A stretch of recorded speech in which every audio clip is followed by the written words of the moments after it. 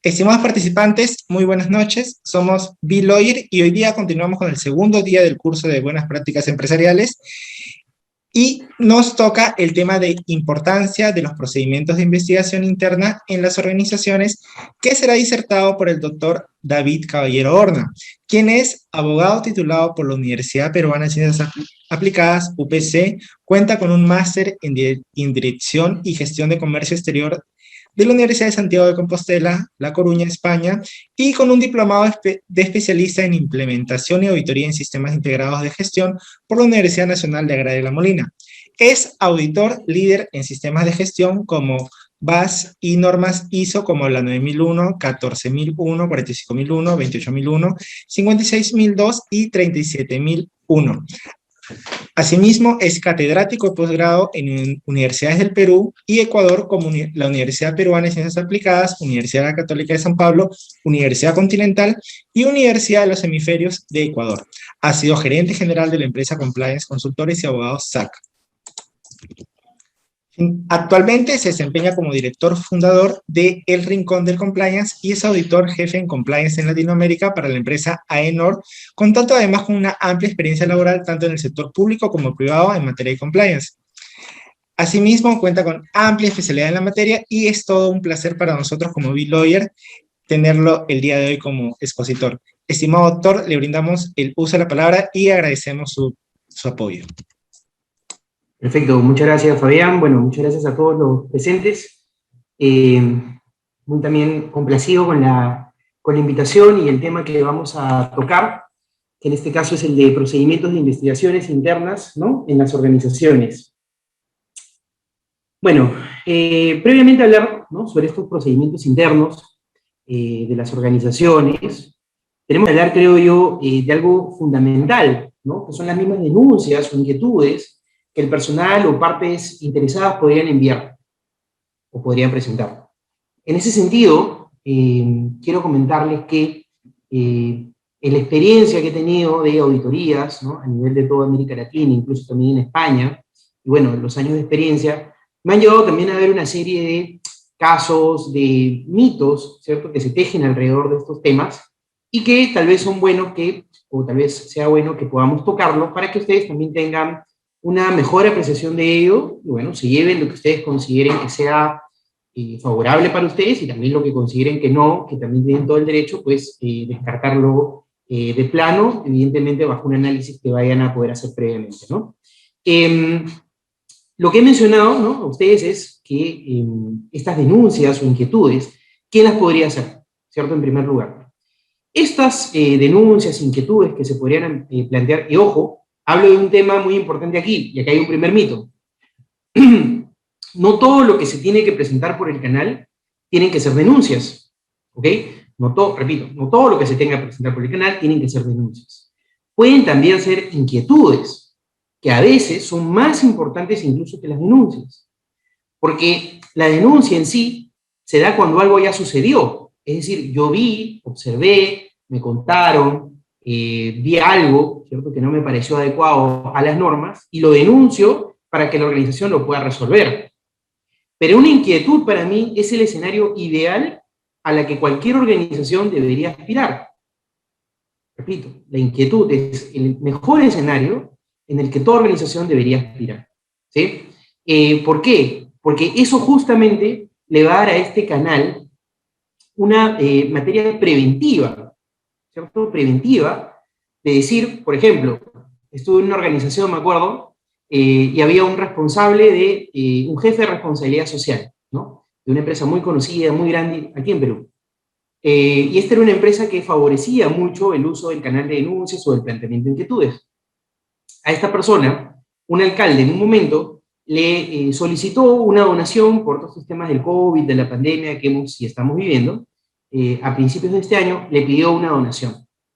¿Qué hizo él? Previamente, ¿cierto?, decir, ok, te lo doy, reportó esto no como una denuncia, sino como una inquietud a su organización, ¿sí?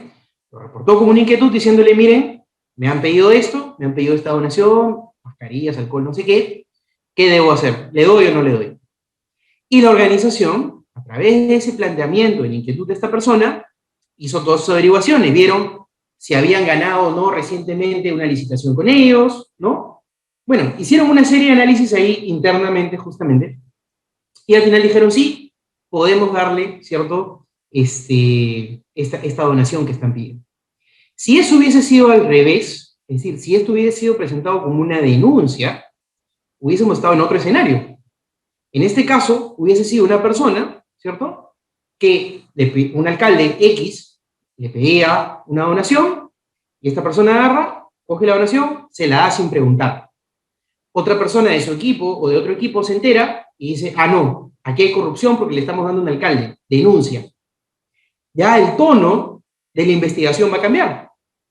Porque de esa persona que pasó en una primera instancia, ¿no?, en el primer caso que les mencioné, que pasó de ser un colaborador en la organización para que todo fluya de una manera adecuada, pasó a ser un investigado, ¿no? Entonces, ese, por ejemplo, es un primer punto, ¿no? Los canales de denuncia no solo deben ser utilizados para plantear denuncias, sino, pienso yo incluso, prioritariamente, mayoritariamente, para plantear inquietudes, ¿no? Muy bien. Dicho esto, entonces, un caso así para sitiarnos y un caso aparte real, ¿cierto?, que he podido observar, quiero compartirles una presentación. Entonces, aquí compartimos. ¿Listo? Ok. Vamos a hablar, ¿cierto?, sobre el primer punto, ¿no?, que es la cuestión previa al planteamiento de inquietudes o denuncias, ¿no? Hay una serie de estudios, a nivel internacional, sobre todo, donde se han estudiado más estos temas, que indican que los canales de denuncias o los canales de planteamiento de inquietudes se vuelven en las organizaciones en el factor número uno, ¿cierto?, en el factor número uno, para que las personas puedan expresarse y conocer adicionalmente, ¿cierto?, la organización de primera parte, qué está sucediendo en la misma. Se dice incluso que ningún control, sea automático, mecánico, ¿no?, cualquier control que haya planteado la organización, ningún control operacional es mejor que la famosa, como decía una canción de salsa, Radio Bemba, ¿no? Es decir, el dicho de una persona, de un colaborador, de un proveedor, de un cliente, de quien sea, ¿sí? No hay mejor manera de poder encontrar uno de esos temas que con el dicho de una persona, ¿ok? En ese sentido, entonces, tenemos, por ejemplo, esta encuesta de la Unión Europea, hay un montón de encuestas, digamos, en la red, yo he elegido esta, ¿cierto?, que indican que el 99.4%, y yo siempre resalto esto porque estamos hablando de la Unión Europea, no estamos hablando de Perú, de, no sé, de Colombia, de Sudamérica en general o de América Latina, estamos hablando de la Unión Europea, es decir, de los países de Europa, donde supuestamente, ¿cierto?, existe una mayor cultura, ¿no?, en relación a estos temas de antisoborno, compliance, etc. Pero miren, incluso ahí dice que el 99.4% de los consultados indicó que estaban de acuerdo con que los denunciantes debían ser protegidos, número uno, ¿sí? Y mencionaban una serie de razones por las cuales ellos no hacían sus denuncias, o en algún caso, sabiendo algo, no lo hicieron. Las razones están aquí esgrimidas, ¿cierto? En primer lugar, temor a las consecuencias legales, temor a las consecuencias financieras, ¿sí?, temor a la mala reputación y actitud negativa hacia los denunciantes. Esto también se concuerda, ¿cierto?, con el estudio Speak Up Safely, que lo vamos a hablar más adelante, de Transparencia Internacional de Irlanda, ¿ok? En ese estudio, que es muy bueno, los que quieran contactarme ahí por LinkedIn, si quieren me contactan y me mandan un mailcito diciendo que estaban en la charla, y les envío ahí la guía, ¿cierto? Es una guía, no he hecho yo, es una guía irlandesa, donde justamente también ahí es muy completa porque hablan también todo lo previo y cuáles son las razones por las que las personas no denuncian, y después hacen una pequeña guía de cómo hacer que las personas tomen conciencia a la hora de denunciar, que lo vamos a hablar también más adelante, y que está muy interesante, yo siempre lo menciono, porque siempre hablamos de cómo investigar, pero nunca decimos cómo hacer la denuncia. Ese es otro tema, pero lo vamos a tocar más adelante. Muy bien. Entonces, aquí, por ejemplo, son cosas que podemos ir trabajando en nuestras organizaciones para favorecer la cultura organizacional a favor, ¿cierto?, de que las personas denuncien. En primer lugar, resaltar que van a ser protegidos, ¿sí? Una persona que no tiene confianza, ¿cierto?, sobre su sistema, en este caso de gestión de compliance, no va a verse impulsada para realizar este tipo de denuncias, ¿ok? Entonces, adicionalmente, tenemos que también tener en cuenta estos factores, ¿no? Las consecuencias legales que se podrían presentar, las consecuencias financieras, la mala reputación, la actitud negativa hacia los denunciantes. A mí muchas veces me dicen, ¿no? David, ¿qué pasa en los cursos que dicto, ¿no? David, ¿qué pasa si es que demostramos que cierta persona ha hecho una denuncia de manera, o de mala fe, ¿no? De mala fe. También lo podemos sancionar, lo podemos despedir. Y digo, bueno, tengan mucho cuidado. En primer lugar, tendrían que demostrar en la investigación que realmente fue una denuncia hecha de mala fe. Y ahí es un poco ya anteponer la posición de la persona que realizó la denuncia con la posición de la organización. Y en segundo lugar, ¿cuál es el mensaje que queremos enviarle a todos? Porque por más que de repente pensemos en un 60-70% que esa persona realizó esa denuncia de mala fe, que ya es algo un poco más subjetivo, ¿cierto? ¿Cuál sería el mensaje que estamos mandándole a los demás colaboradores, a los demás trabajadores, ¿no? ¿Qué le estaríamos diciendo? Le estaríamos diciendo, oye, ya no denuncies, ¿no? Porque si la próxima tú denuncias y te equivocas, también tú puedes ser despedido. Entonces, mucho cuidado, ¿cierto?, con los mensajes que estemos generando alrededor también de las investigaciones que realicemos. Ese es un tema muy importante y que a veces no se toca, ¿sí? La organización, entonces, debe fomentar y facilitar también que las personas reporten de buena fe, ¿no? Como ya les dije, sobre la base de una creencia razonable. Esto es parte también de lo que dice esta guía Speak Up Safely, ¿sí? Debe haber la posibilidad de que los reportes se traten de manera confidencial o, en todo caso, permitir desde un inicio la denuncia anónima. Y aquí también hay un mito, ¿ok? Aquí también hay un mito alrededor, que se teje alrededor de esta frase. Muchos piensan que confidencial es igual a anónimo, y no necesariamente, ¿sí? No toda denuncia confidencial necesariamente va a ser anónima, ya que el anonimato lo va a elegir el denunciante. Es decir, yo como organización tengo que darle la posibilidad a mis trabajadores de, si quieren, poner sus datos. Yo puedo poner mis datos, voy a denunciar a X persona en mi organización, y yo pongo, David Caballero, del área tal, este es mi correo, este es mi teléfono, si ustedes quieren más información, contáctenme. ¿Puedo hacer eso? Por supuesto. Es más, sería lo ideal, ¿sí? Estoy haciendo una denuncia anónima, ¿no? Estoy poniendo una denuncia con mi nombre y apellido, con mi correo, mi teléfono, todo, ¿ok? Entonces, podría ser, ¿cierto?, el otro caso distinto, en el cual yo haga así una denuncia, ¿no?, confidencial evidentemente, y a la vez anónima. No pongo mi nombre, no pongo mi área, no pongo mi teléfono, no pongo mi correo, absolutamente nada, ¿sí? Con lo cual también hay hoy por hoy algunas herramientas, ¿no?, canales de denuncia, que para las personas que no quieren poner nada, te dejan como y de repente tú quieres pedirle más información, te dejan como un número de tracking. Entonces a mí, por ejemplo, que lo hice totalmente anónimo, me dan el número 55432 con un password X, ¿ok? Entonces, si a la empresa, por ejemplo, le faltase más información para investigar en algún momento, ellos pueden enviar, ¿cierto?, información a este 55432 que me dieron, que es un usuario anónimo, me dicen, por favor, necesitamos más información sobre este tema. Entonces yo entro a ese usuario 55432 con mi password y puedo ver, y ahí también alimentar más información. Porque muchas veces, favorecemos tanto el anonimato en las organizaciones que muchas denuncias no pueden ser investigadas de manera completa, y yo lo he visto N cantidad de veces, ¿no?, porque justamente no pudieron pedirle más información al denunciante. O sea, lo hicieron tan anónimo que ya no había forma de poder pedirle más información. Entonces, tengamos en cuenta también ese tema, tengamos en cuenta ese tema, y tengamos en cuenta esa posibilidad de poder también, de manera anónima, hacer que la persona, X en este caso, no saben que soy yo, pueda brindar más información a la organización para que la investigación pueda ser dada de mejor manera. ¿Ok? Entonces, también permitir que el personal reciba el asesoramiento de una persona apropiada de manera anticipada y durante ocurra la ocurrencia, para saber qué hacer si se enfrenta en un problema o situación que podría involucrar el soborno. Eso está explicado mejor también en la guía Speak Up Safely, que justamente se las pongo aquí. ¿Ok? Esta guía, Speak Up Safely, es una muy recomendada, ¿cierto? Yo les recomiendo, como les digo, que la lean, si quieren, yo la tengo, me pueden escribir a mi LinkedIn, me agregan, o si ya me tienen agregado, y yo les paso ahí la información, ¿no?, a través de un correo electrónico, o como deseen, ¿ok? Es una guía muy buena, muy completa, y que yo recomiendo mucho. El único tema es que está en inglés, ¿cierto? Pero si ustedes tienen facilidades para poder leer inglés, pues no van a tener ningún problema con eso. Muy bien.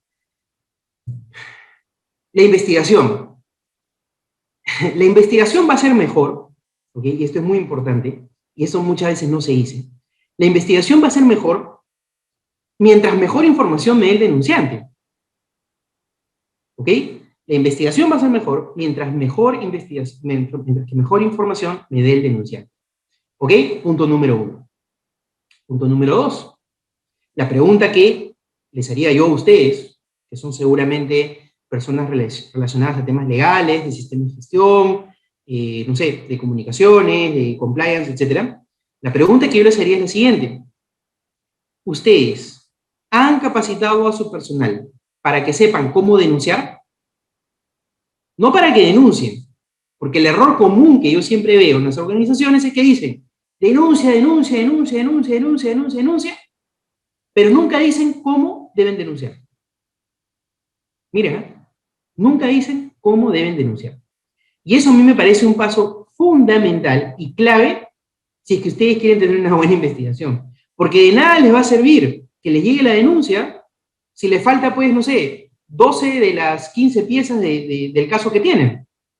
Simplemente van a tener que cerrarlo. Y a veces veo, pues, denuncias emocionales, ¿no? Que dicen, yo conocí a esta persona desde los 15 años, de los 20 años, o trabajamos juntos hace 20 años, tacatín, tacatán, ¿no? Cuentan todo un rollo, ¿cierto? Cuentan todo un rollo de, no sé, 2 páginas, ¿cierto? Y al final la denuncia, 1 o 2 oraciones. Lo he visto muchísimas veces, ¿no? Entonces, evidentemente, ¿cierto? Eso es una mala denuncia. ¿Tiene culpa el trabajador, el colaborador, la parte interesada, el socio de negocio? No, porque nadie le ha enseñado cómo denunciar. Nadie le ha enseñado cómo denunciar. Entonces, lo que dice esta guía, ¿cierto?, de Speak Up Safely, en el primer punto, es asegúrate de poder explicar qué y por qué estamos reportando.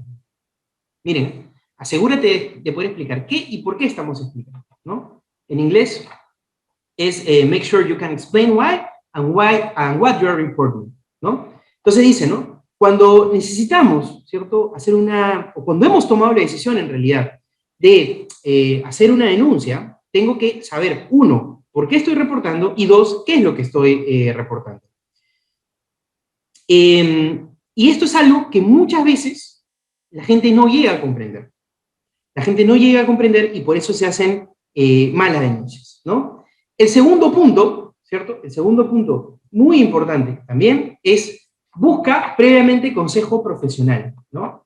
Seek professional advice early. O sea, previamente a hacer la denuncia, busca un consejo profesional.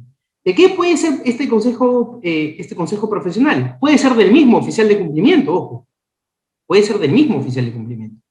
Yo ya sé que Mauricio, que Carla, que Claudia, no sé, el nombre que sea en su organización con el oficial de cumplimiento, yo sé que es una persona abierta, que escucha, que es un buen líder, que es integrador, que le gusta trabajar en equipo, etc., etc. Entonces yo voy con toda la confianza y le digo, mira, tengo este problema, tengo este dilema, ¿no?, dentro de la organización, tengo este dilema ético, ¿qué puedo hacer?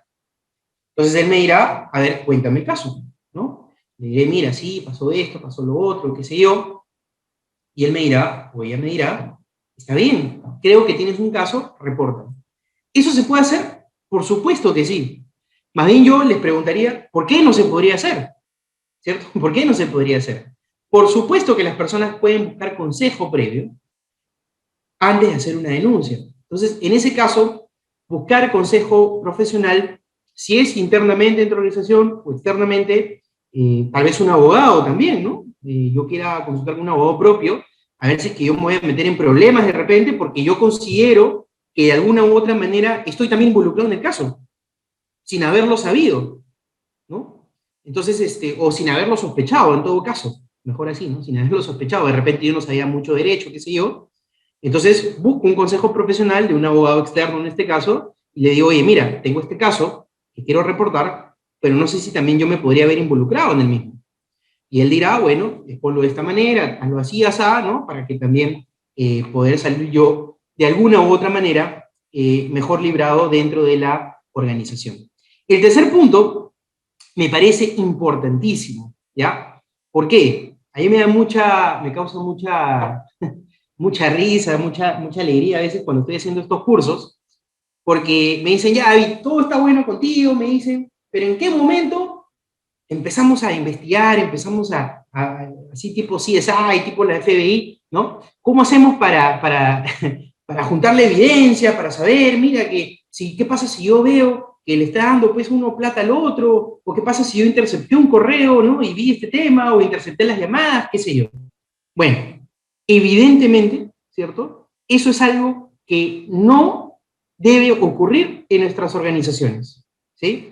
Lo peor que puede pasar en nuestra organización es que tengamos 1000 trabajadores y que los 1000 trabajadores se crean personas de CSI, de FBI o de la Policía de Investigaciones, ¿sí? Eso es algo que no debe ni puede ocurrir en nuestras organizaciones. En ese sentido, ahí también hay que aclararle algo a nuestros colaboradores o a nuestros proveedores, porque cuando nosotros decimos, no, tiene que ser una denuncia de buena fe, mucha gente piensa que tiene que hacer ese punto 3, que es el de evitar, ¿cierto? O mejor dicho, que es el de juntar evidencia. Entonces, no, si yo voy a hacer una buena denuncia, para que no me acusen de mala fe, miren cómo se empieza a mezclar todo, ¿cierto? Para que no me acusen de una denuncia de mala fe, entonces voy a empezar a juntar evidencia, ¿cierto? Para poder tener pues un mejor sustento y que después no me voten si es que algo sucede dentro de las investigaciones. Entonces, eso es algo que definitivamente no debemos hacer, ¿no? Esto lo ponen en inglés, avoid gathering evidence. Si tú cuentas con algo, algún tipo de sospecha, ¿cierto? O algo por el estilo, debería ser suficiente para hacer la denuncia, ¿sí? Debería ser suficiente para hacer la denuncia. No necesitamos, ¿cierto? Más temas relacionados a esto. Entonces, no necesitamos ahí a inspectores truquinis, no sé si todos son de mi edad más o menos, o mayores, se acordarán pues del inspector Truquini, ¿no? Que juntaba pues evidencias, ¿no? Y armaba un caso, ya, eso no debe ser, ¿cierto?, ninguna persona. Para eso está la ley de compliance, o para eso incluso se tercerizan a profesionales, expertos en data mining, qué sé yo, que podrán hacer esa labor mejor que nosotros, ¿sí? En cuarto lugar, diseña tu estrategia, dice, ¿no? Por ejemplo, hacerte preguntas, dice, tan válidas como, ¿cómo crees que impactará esta denuncia en tu carrera? ¿Crees que será favorable, desfavorable, cierto? ¿Puedes comunicar tu preocupación o tu denuncia sin acusar a alguien en particular? ¿O a alguien que hizo mal las cosas? Miren todas esas cosas que se preguntan en esta guía, ¿no? ¿Hay alguna razón adicional por la que estás, como dicen en inglés, estás soplando el silbato, ¿no? Are you blowing the whistle, ¿cierto? ¿Por qué? Porque también se han visto casos, ¿no?, mencionados en esta guía, de personas pues que pueden tener alguna rencilla, algún celo profesional o similar, ¿cierto? Y muchas veces esa termina siendo la mayor causa por la que las personas realizan la denuncia. Y no necesariamente, ¿cierto? Y no necesariamente porque se sienten, pues, digamos, en una obligación moral, ¿no?, de salvar a la organización. Entonces, eso es muy importante. Diseña tu estrategia, cómo crees que va a impactar, por qué crees que lo estás haciendo, cuáles son tus motivaciones reales, entre otros temas. Eso también ayudará, ¿cierto?, a que hagas una denuncia, ¿cierto?, mucho más acotada, mucho más pensada, ¿no?, que es finalmente lo que la organización debe buscar, ¿sí? Y 5, busca apoyo durante todas las investigaciones, o durante las investigaciones, ¿no? En ese caso, la guía se refiere que hay denuncias y denuncias, ¿no? Hay denuncias y denuncias, aunque parezca un poco medio lógico, ¿cierto?, lo que estoy diciendo. Es decir, no es lo mismo denunciar a una persona que yo de repente ni conozco, o que de repente recién ha ingresado a la organización, que alguien que yo conozco hace 5, 10, 15, 20 años, que dio el cumpleaños de sus hijos, que sus hijos y mis hijos se conocen. Es decir, definitivamente no es lo mismo. Estamos hablando de diferentes escenarios, ¿sí? Entonces, en ese sentido, aquí este tema de buscar apoyo durante todas las investigaciones, o durante las investigaciones, se refiere a algún tipo de ayuda psicológica, hasta psiquiátrica, dice, o hasta legal también, que podría ocurrir si es que yo también de alguna manera estaba involucrado o no en estos temas, ¿ok? Esto incluso dice, se ha demostrado en algunos trabajadores que han hecho este tipo de denuncias, tienen después problemas para concentrarse porque sienten que están traicionando, ¿no?, a su amigo, en el caso que haya sido ese tema, o a su compañero, su compañera, etc. ¿Sí? Entonces, temas muy importantes. Muy bien. Y la última, ¿cierto? El último paso que se indica ahí es communicate safely, ¿cierto? O sea, comunica con seguridad. Entonces dice, una vez que tú has cogido el teléfono o estás a punto de escribir, ¿cierto? Tienes que tener toda la seguridad y tranquilidad, sobre todo, y tranquilidad para poder, ¿cierto?, hacer la denuncia. Ya tú revisaste cuáles fueron tus motivaciones, ya has revisado previamente tu argumento, sabes cómo establecerlo, cómo diseñarlo, cómo comunicarlo. En ese sentido ya tú más tranquilo dices, vamos a hacer esto, ¿sí? Vamos a hacer la denuncia, y perfecto. ¿Muy bien? Y esto es lo que dice, ¿cierto?, el Transparencia Internacional de Irlanda. Dice, un denunciante tranquilo, ¿sí?, es un denunciante más creíble. Y sinceramente yo les digo que es así. Yo he tenido la posibilidad de leer muchísimas denuncias y ver muchísimas investigaciones de muchísimas empresas gracias al trabajo que realizo, ¿no? Como auditor de compliance, puedo entrar a, no sé, desde 2 empresas por semana, mínimo 1 empresa por semana, de distintos países, en Perú, en Brasil, en Argentina, en Chile, en Colombia, en Panamá, República Dominicana, bueno, Guatemala, México, etc. ¿Sí? Entonces, he tenido la posibilidad de entrar a estas empresas y poder ver sus denuncias, poder ver cómo se resuelven, poder ver cómo se investigan, etc. Y verdaderamente uno se da cuenta cuando se encuentra con una denuncia de un denunciante tranquilo y otra cuando está con un denunciante alterado, ¿no?, que tal vez no diseñó bien su estrategia y se nota pues que existe una rencilla porque es muy ofensivo hacia la persona que está denunciando o hacia el acto que está describiendo, ¿no? Entonces dice, ¿por qué este maldito? Es decir, ¿no?, yo he visto así denuncias, ¿no? ¿Por qué este maldito dice tal cosa, no sé qué, patatín, patatán? Y ya desde ahí, para el equipo de investigación, ¿cierto?, y eso es muy importante para ustedes, tienen que desde ese punto ir analizando la denuncia. ¿Ok? Ustedes tienen que hacer así como doctores, ¿no? Si uno llega pues a un doctor pálido, ¿no?, alicaído, el doctor sabe que estás mal, sea lo que sea, pero sabe que estás mal. Si tú llegas pues, ¿no?, con buen semblante, ¿no?, y tal, podría ser que estás mal, ¿cierto? Podría ser que estás mal, pero bueno, te van a hacer un par de chequeos y cosas al menos adicionales, ¿no? Esto debe ser igual en el tema de las denuncias, ¿sí? Entonces, ¿cómo se llama? Todo esto, ¿cierto?, va a ahondar o va a profundizar para poder hacer denuncias más creíbles. Y ustedes, como digo, desde ahí, ¿cierto?, ya tienen que empezar a ir viendo qué denuncias realmente tienen este tono más agresivo, tal vez, ¿no?, o de rencilla, que incluso a veces ni siquiera ponen nombres o ponen situaciones muy vagas, ¿no?, y que ya ni siquiera vale la pena pues investigarlo, porque finalmente se volvería en una pérdida de tiempo. Y hay denuncias muy bien estructuradas, muy bien estructuradas. Punto 1, pasó tal cosa. Punto 2, en tal orden de compra, decía que debían haber 3 proveedores para evaluar y solo hubo 1. Tercer punto, se contrató, aquí está el contrato con esta empresa. Punto 4, pido por favor que investiguen. Eso es suficiente para hacer una investigación. Eso es información súper clara, súper concreta y súper concisa, ¿cierto?, que nos ayudará a realizar una mejor investigación dentro de la organización. Y aquí yo les hablo sobre, tal vez, el poder, ¿cierto?, el poder que tienen las denuncias dentro de las organizaciones, ¿sí? Santander, ¿no?, es un banco bastante conocido, bastante grande, ¿cierto?, en España, más de 200.000 empleados, ¿cierto? Comprenderán que es una cantidad muy grande, ¿sí? ¿Qué recibieron? Ellos recibieron este año, ¿no?, en el 2020, bueno, perdón, 4.400 comunicaciones en su canal de denuncias. Ojo, dice algo muy importante que se los aclaré al principio. 4.400 comunicaciones. No dice 4.400 denuncias.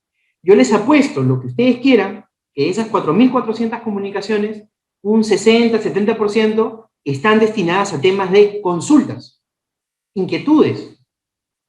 Entonces, imagínense, yo siempre digo a mis amigos que se dedican al cumplimiento, ¿no?, o a mis amigos oficiales de cumplimiento, yo siempre les digo, amigos, y es más, acabo de sacar una encuesta ahí en LinkedIn, ¿no? Si tuvieras que eliminar un área, ¿cuál sería, no? Comunicaciones, compliance, el área del SIC, ¿no? El sistema integral de gestión, o el área de innovación, ¿no? Y bueno, algunos han puesto ahí esto, otros han puesto no eliminaría. Bueno, a la hora, ¿cierto? Que las papas queman, como decimos aquí en Perú, tú tienes que elegir alguna.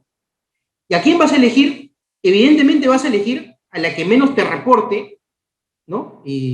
Resultados. Entonces yo siempre le digo a mis amigos de compliance, cuando doy cada curso, etcétera, les digo, ¿no? Ustedes están en la responsabilidad de demostrarle a su organización cuál es el valor agregado que ustedes le ofrecen a la misma. ¿Cuál es el valor agregado? Y el valor agregado no es solo que hayan certificado la 37001 o prontamente la 37301. Y ojo que eso se lo dice un auditor, ¿no? Que debería ser un sacrilegio, pero no lo es. Entonces, ustedes tienen que demostrar cuál es el valor agregado que le ofrecen a su organización. ¿Por qué los contratan ustedes? Más allá de hacer documentos, acuerdos, que están muy bien, matrices, etcétera. Más allá de eso, ¿por qué ustedes valen más de lo que la organización les paga incluso? ¿Por qué?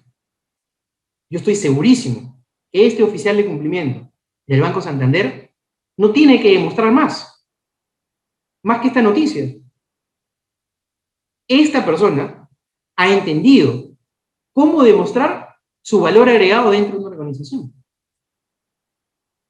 Miren, esas 4.400 denuncias derivaron en 315 despidos. ¿Cómo se interpreta eso? ¿Cómo se lee eso?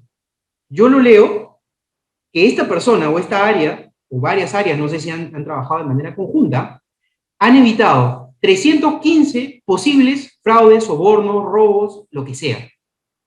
Lo que sea. Eso es lo que han evitado. Y ahí radica su valor agregado. Ahí radica su valor agregado. Yo, gerente general, si mañana me dicen esas 4 áreas que les dije, ¿a cuál tenemos que sacar? Evidentemente a compliance diré que no. Estaríamos locos en el Banco Santander si es que vamos a sacar al área de cumplimiento. Porque hace una labor, mejor dicho, donde se evidencia ese valor agregado, ¿no? ¿En qué temas se basaba esto?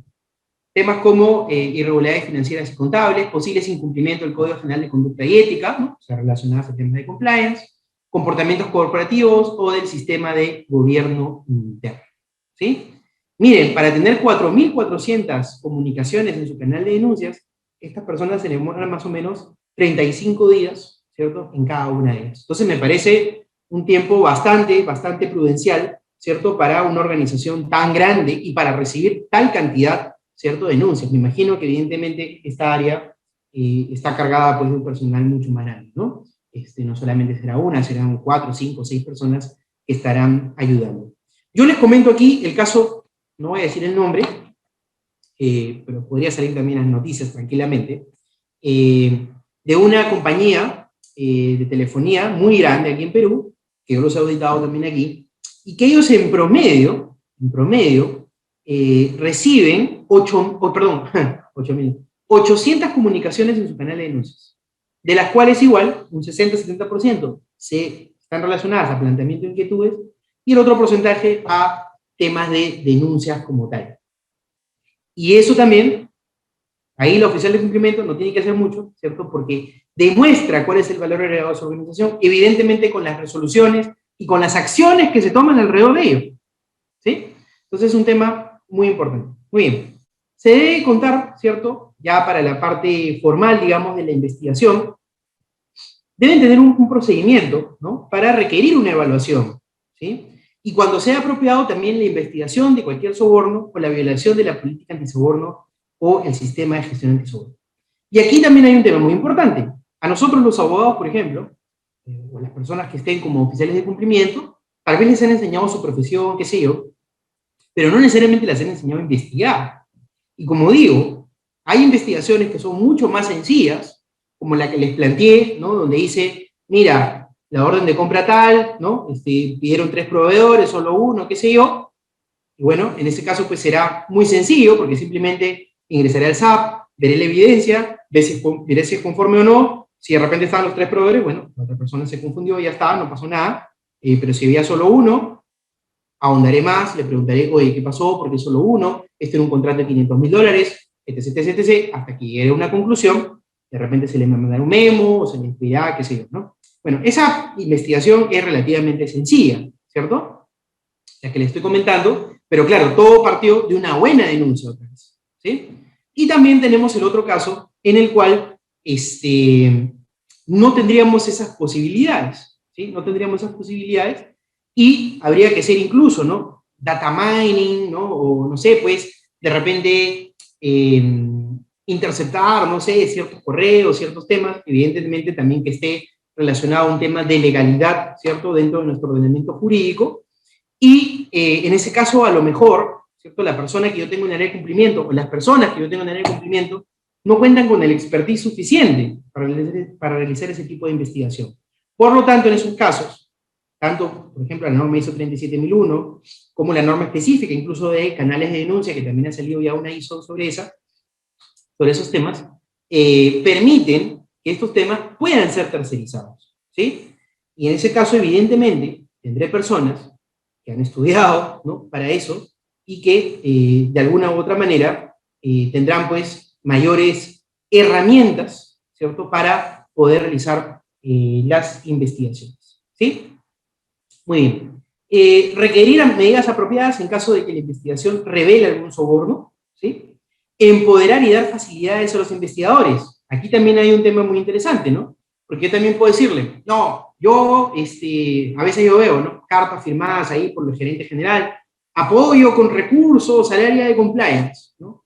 Primera denuncia, el oficial de cumplimiento está perdido en el espacio, ¿no? En temas de este tipo de investigaciones, pide apoyo, ¿no? A la gerencia general para la investigación y esta persona se lo niega, ¿no? Se lo niega.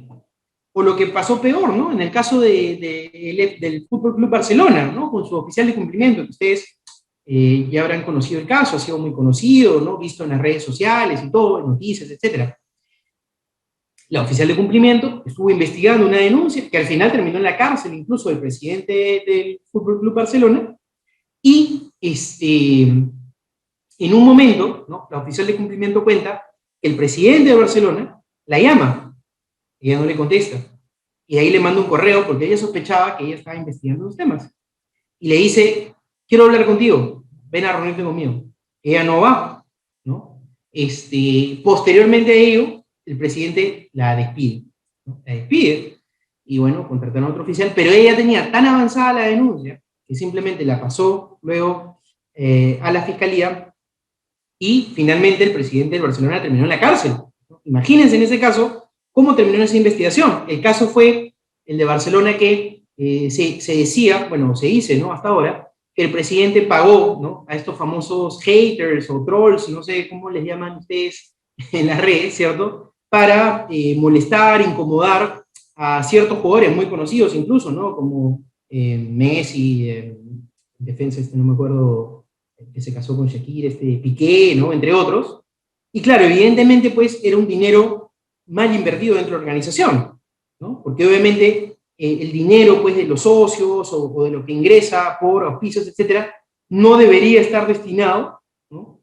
A que sea gastado, pues, en trolls o en haters para alimentar el odio, ¿no? De determinadas personas, ¿no? Entonces, evidentemente, al ver una malversación ahí de los fondos del Barcelona, y aparte Barcelona ya ha estado un expresidente también en cárcel, y les obligaron a tener un sistema de compliance potente, eficiente, eficaz, etc., esto terminó pues en la cárcel del presidente del Fútbol Club Barcelona, ¿no?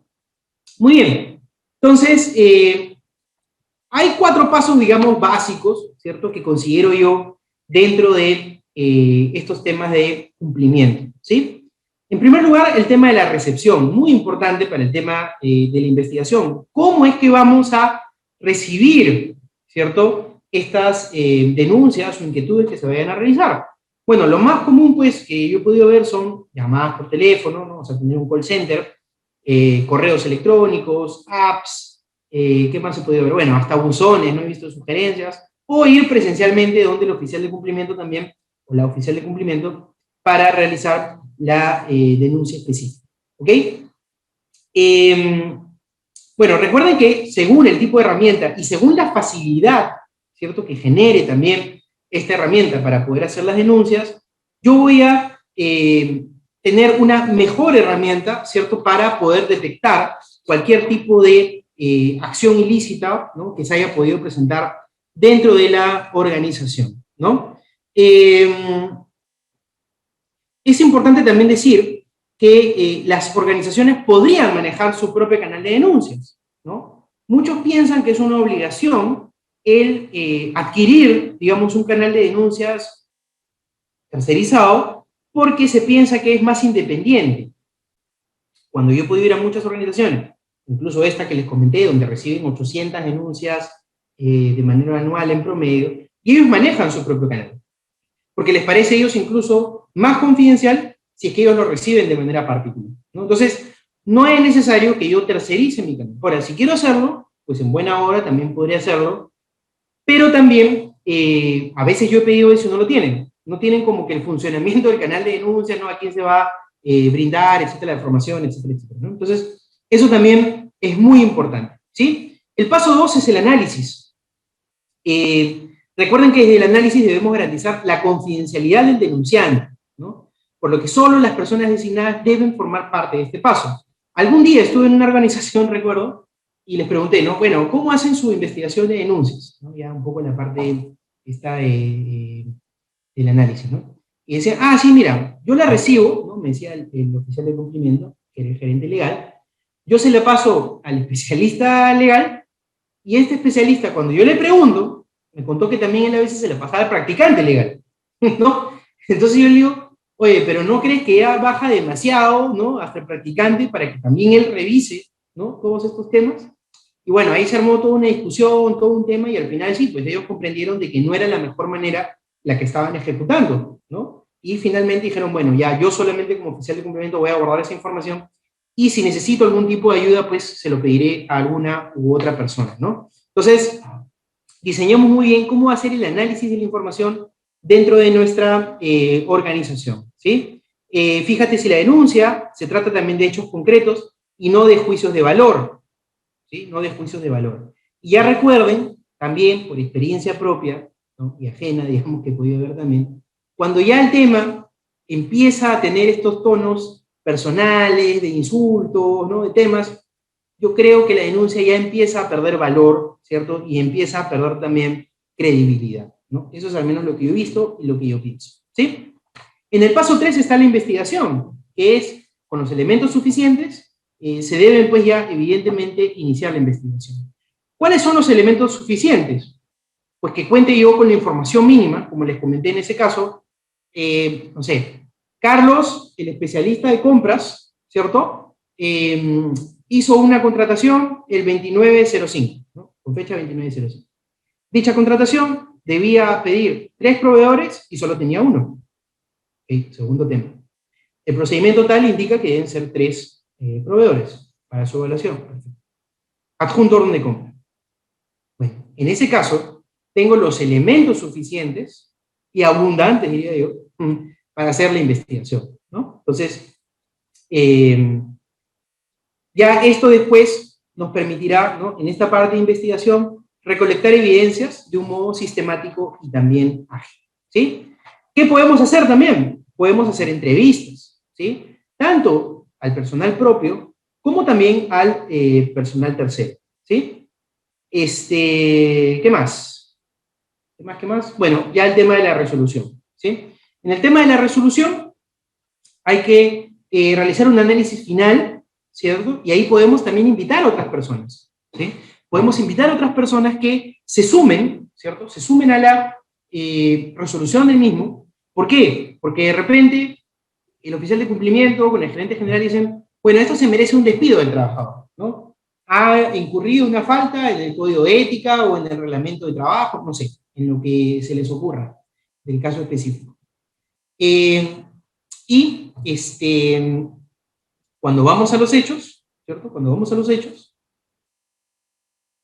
ha pasado también que despiden al personal y después de 3, 4, 5, 6 meses, el personal demanda a la organización, termina ganando en el proceso y al final la organización termina gastando más dinero ¿cierto?, de lo que gastó en este caso, ¿no? Por el tema de la investigación, el despido, etc.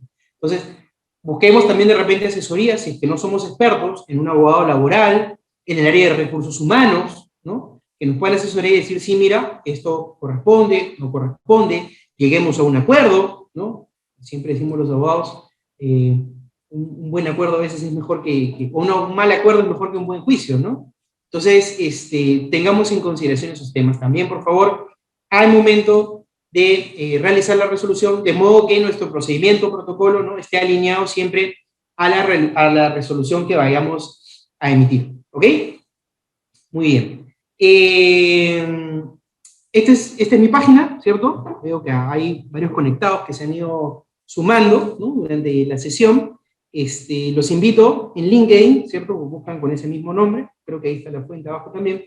Hoy día voy a tener 37 seguidores más seguramente, aunque hay varios que ya están aquí, ¿no? Mauricio, he visto varios que ya forman parte de esta comunidad. En realidad es una comunidad, buscamos brindar la información de manera ágil, de manera sencilla, a las personas que están en este mundo del compliance.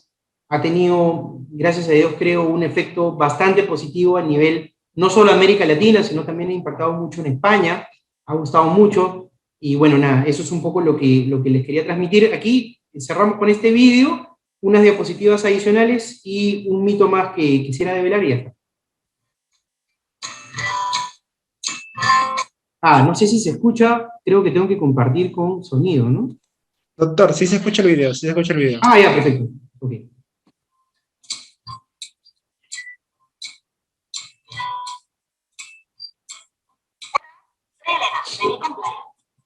Yo soy Adriana.